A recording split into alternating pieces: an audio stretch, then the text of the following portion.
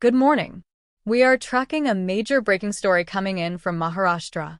Ajit Pawar, the Deputy Chief Minister of Maharashtra, is reported to have died in a plane crash near Baramati earlier today. At this moment, authorities are still completing formal procedures and details remain preliminary. However, multiple official and administrative sources confirm that a chartered aircraft carrying the senior leader has crashed during landing. Here is what we know so far. Plane crash, Baramati. According to early information, the incident occurred on the morning of January 28, 2026.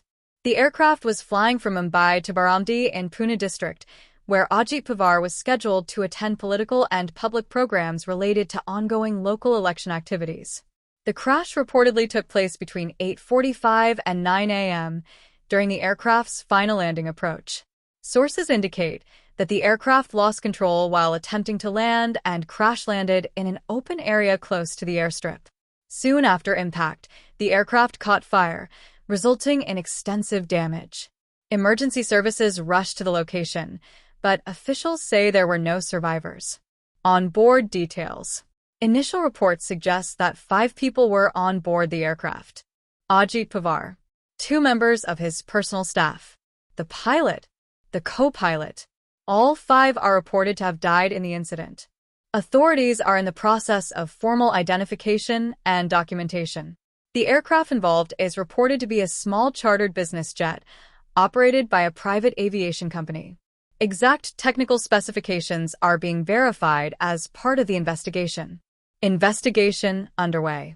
The Directorate General of Civil Aviation, or DGCA, has initiated a formal inquiry into the crash.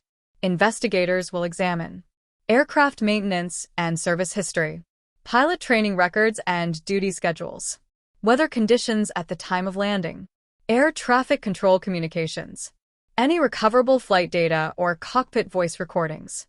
The crash site has been sealed and forensic teams are at work.